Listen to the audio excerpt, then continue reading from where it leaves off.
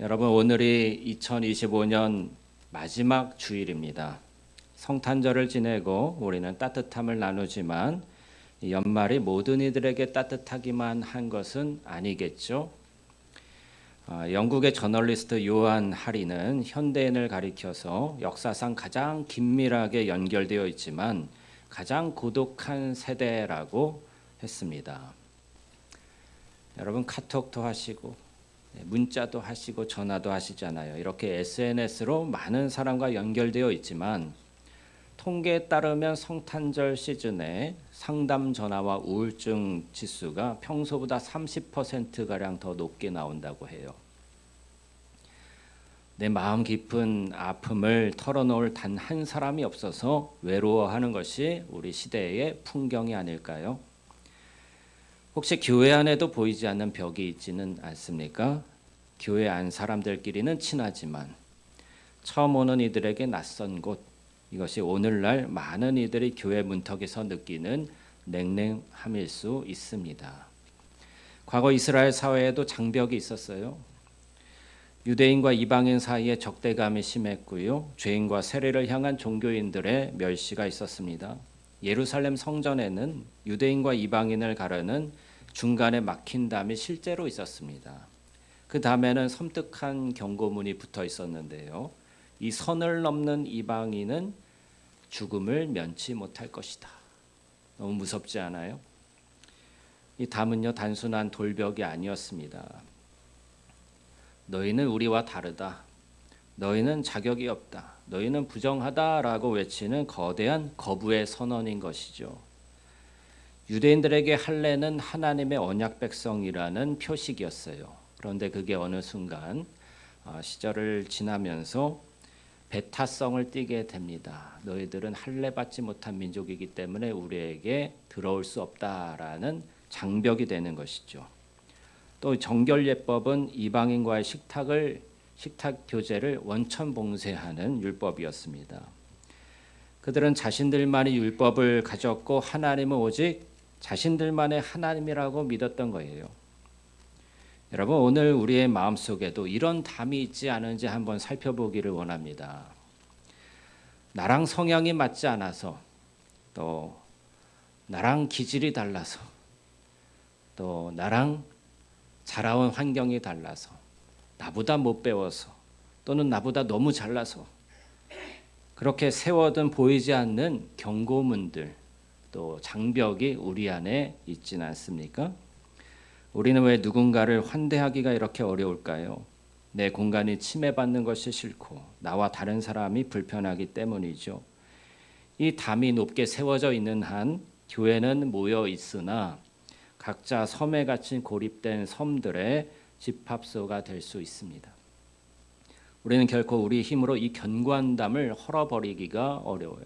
헐어버릴 수가 없어요. 그러나 성경은 우리에게 놀라운 반전의 소식을 전해주는데요. 그것이 바로 임마누엘입니다. 하나님과 우리 사이에 인간이 만든 담보다 훨씬 더 높고 견고한 죄의 담이 있었습니다. 결코 넘을 수가 없고 넘으려 하면 죽을 수밖에 없는 담이었던 거예요. 유대인들의 율법도 이방인들을 받아들이지 못하는 것은 죄로부터 거룩함을 지키기 위한 담이었던 거예요. 그런데 하나님이 어떻게 하셨을까요? 담 저편에서 우리가 오기만을 기다리지 않으시고 친히 우리에게 내려오신 줄 믿습니다. 에베소서 2장 15절은 이렇게 말씀합니다. 그리스도께서 십자가에서 자기 육체로 원수된 것 곧 의문에 속한 계명의 율법을 폐하셨으니, 유대인과 이방인을 나누던 정결예법이라는 기준을 십자가의 피로 허무신 것입니다.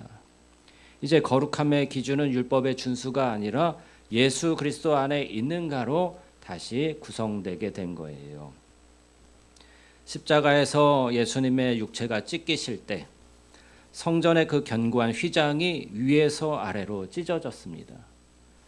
지성소로 들어갈 때요, 죄를 정결하게 하지 않고 들어갔을 때는요, 대제사장일지라도 하나님의 거룩한 임재 앞에 죽임을 당할 수밖에 없게 되는 거예요. 그렇지만 그 휘장이 찢어졌다는 것은 무슨 의미입니까? 예수 그리스도의 피로 죄가 정결하게 되었기 때문에 새롭고 산 길로 하나님 앞에 우리가 나아갈 수 있게 된 것이죠. 우리가 죄가 있는데 나의 공로를 가지고 하나님 거룩하신 하나님 앞에 나아가면요, 우리는 예배드리다가 다 죽는 거예요. 그런데 우리가 이렇게 예배드려도 하나님을 만나 뵈어도 죽임을 당하지 않는 이유는 무엇입니까? 죄인인데도 불구하고 우리가 예수 피로 덮임 받았기 때문인 줄 믿으시기 바랍니다. 예수님의 십자가 우리의 죄를 다 처리해 주셨기 때문인 것입니다. 이방인과 유대인을 가르던 담, 하나님과 죄인을 막아섰던 그 저주의 벽이 예수 그리스도의 피로 녹아내린 거예요. 다 허물어진 거예요.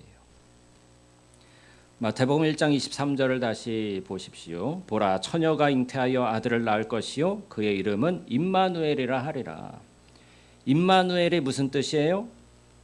하나님이 우리와 함께 계시다라는 뜻입니다. 거룩하신 하나님이 죄로 오염된 우리 인간의 영역으로 침투해 들어오신 사건이죠. 하나님이 먼저 우리를 환대해 주신 것입니다. 자격 없는 우리를 위해서 하나님이 하늘 보좌를 비우고 우리 곁으로 오사 장막을 치셨습니다. 예수님이 이 땅에 오신 것은 하나님이 인간을 향해 팔을 내미신 최고의 환대였던 거예요. 이제 임마누엘은 단순히 하나님이 계시다라는 뜻이 아닙니다. 하나님이 우리를 받으셨다라는 뜻이 됩니다. 자격 없는 이방인 같던 우리를 하나님께서 먼저 받아주시고 품어주셨기 때문에 이제 우리 앞에는 더 이상 죽음의 경고문이 아니라 누구든지 오라는 생명의 초대장이 남게 된 것입니다. 할렐루야. 그래서 우리가 누구든지 교회로 오십시오라고 초청할 수 있는 것은요, 우리가 착해서도 아니고 선해서도 아니고 너그러서도 아니에요. 예수님이 하나님이 우리를 먼저 받아주셨기 때문에, 죄인인 우리를, 나와 같은 자를 하나님이 받아주셨기 때문에 우리도 누구든지 예수님의 마음으로 받을 수가 있는 것입니다. 로마서 15장 7절 두 번째 본문인데 함께 보시죠. 그러므로 그리스도께서 우리를 받아 하나님께 영광을 돌리심과 같이 너희도 서로 받으라. 할렐루야. 여기서 받으라는 단어는요, 단지 참으라는 뜻이 아니에요. 손을 내밀어서 자기 곁으로 끌어당기다, 가족의 일원으로 맞아들이다라는 의미입니다. 우리가 그렇게 할 수 있는 근거가 무엇이라고요? 예수님께서 우리를 완전히 받아주셨기 때문에 그 사실에 있는 거예요. 내가 하나님의 환대를 입었다면 나 또한 다른 사람을 환대하지 않을 권리가 없는 것입니다. 장벽은 정죄로 무너지지 않고요, 더 큰 환대로 녹아내리는 거예요. 미국 뉴욕의 한 아파트에 서로 인사조차 나누지 않던 이웃들이 살고 있었어요. 사라라는 여자 청년은 크리스마스를 앞두고 극심한 외로움을 느끼던 중에 문득 로마서 15장 7절 말씀을 묵상하게 됩니다. 그녀는 용기를 내어서 같은 층 5가구의 문 앞에 작은 쪽지를 남깁니다. 안녕하세요. 402호에 사는 사라입니다. 이번 주일 저녁에 저희 집에서 따뜻한 차 한 잔 나누고 싶어요. 서로 모르는 사이일 수 있지만 하나님이 우리를 가족으로 부르셨다는 마음이 들었습니다. 그냥 몸만 오세요 라고 초청장을 남겼습니다. 처음엔 아무도 안 올 줄 알았어요. 그런데 놀랍게 그날 저녁에 5가구 모두가 방문했던 것입니다. 낡은 작업복을 입은 청년도 오고요, 홀로 사는 노신사 할아버지도 오시고요, 어린아이를 둔 미혼모도 왔습니다. 처음에 어색했지만 사라는 그들을 위해서 가장 좋은 자리를 내어주고 그분들의 이야기들을 하나하나 들어주었습니다. 그날 밤 그들은 서로의 이름을 처음 알게 되었고요, 함께 울고 웃으면서 더할 나위 없는 친한 이웃이 되었다고 합니다. 노신사가 이렇게 고백했어요. 평생 이 아파트에 살았지만 누군가 나를 가족처럼 맞아주기는 처음입니다. 그 후에 이 8번가의 작은 복도는 서로의 안부를 묻고 음식을 나누는 임마누엘의 통로가 되었다고 합니다. 여러분, 혹시 아파트에 사시는 분은 엘리베이터에서 마주치는 사람과 인사 나누시나요? 이웃들과? 저희 아버지는 하나님 복음의 은혜 받고 나서 엘리베이터에서 만나는 누구라도 인사를 하시는 거예요. 저는 어색해서 잘 못하는데 인사를 하시니까 동네 사람들이 다 알아요. 그래서 같이 인사를 하고 그렇게 이웃이 친하게 이렇게 지내시는 모습을 보고 참 존경스러운 아버지십니다라고 제가 속으로 생각했어요. 네, 오늘 아버지 생일이라서 오후에 제가 만나 뵈러 갈 텐데 한번 그렇게 아버지 존경합니다라고 고백드리고 싶어요. 여러분들도 이웃들과 그렇게 인사를 해보시기 바랍니다. 마음을 열고요. 예수님이 우리를 환대해 주셨듯이 우리도 모르는 사람들을 향해서 이웃을 향해서 주님이시라면 어떻게 하실까 한번 생각해 보셔요. 주님이시라면 인사부터 하시고 또 친절하게 대하지 않겠습니까? 여러분 이것이 바로 천국 가족의 풍경이 아닐까요? 사라는 대단한 잔치를 베푼 게 아니잖아요. 그저 내 마음의 한 자리를 열어주었을 뿐입니다. 환대는 단순한 친절한 인사가 아니라 그 사람을 위해서 내 마음의 한 자리를 내어주는 것입니다. 우리가 누군가를 위해서 문을 열 때 그 문으로 들어오는 것은 그 사람만이 아니에요.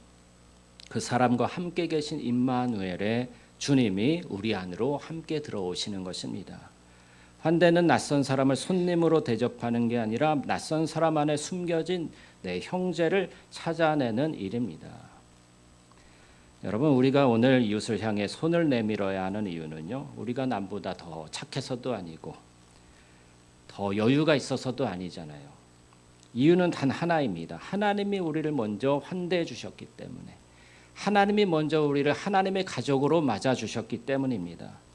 우리는 모두 하나님 나라의 이방인이었고 하나님과 원수되었던 자들이었습니다. 그러나 하나님은 그 담을 허무시고 임마누엘로 우리 곁에 내려오셨습니다. 그리고 장막을 치시고 우리와 함께 먹고 마시며 함께 거주하시겠다고 하셨습니다. 우리가 아직 죄인 되었을 때 하나님은 우리를 남이라 부르지 아니하시고 내 자녀라 부르시며 우리를 품에 안아 주신 것입니다. 그럼 우리가 구체적인 실천으로 결단하며 나갔으면 좋겠어요. 첫 번째는 환대 시선을 가지시기 바랍니다. 예수님께서 우리를 보실 때 우리의 죄가 아닌 하나님의 형상을 보셨듯이 우리도 서로를 대할 때 조건이나 배경이 아닌 그리스도가 사랑하시는 영혼으로 바라보는 시선을 가지십시오. 두 번째는 환대 식탁을 마련하시기 바랍니다. 주님이 우리와 먹고 마시기 위해서 오셨듯이 우리의 속회가 서로를 환대하는 속회가 되기 원하고요. 아픔을 듣고 눈물을 닦아주는 그런 모임이 되기를 원합니다. 권사님이 있어서 집사님이 있어서 성도님이 있어서 참 행복합니다. 좋습니다라는 고백이 서로에게 행해지는 그런 속회와 모임이 되시기를 바랍니다.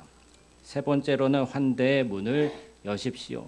여러분의 이웃들에게 소외된 자들에게 먼저 손을 내밀고 다가가시기 바랍니다. 그들에게 베푸는 선행이 아니라 우리 안에 계신 임마누엘 주님을 그들과 나누는 특권임을 기억하십시오. 사랑하는 생명숲교회 성도 여러분, 2025년 마지막 주일이에요. 하나님께서 우리에게 임마누엘이라는 가장 큰 환대 선물을 주셨습니다. 이제 우리가 그 선물이 되어서 누군가에게 예수님 임마누엘의 주님을 전하는 자 되기를 원합니다. 기도하겠습니다. 우리 함께 통성으로 기도할 때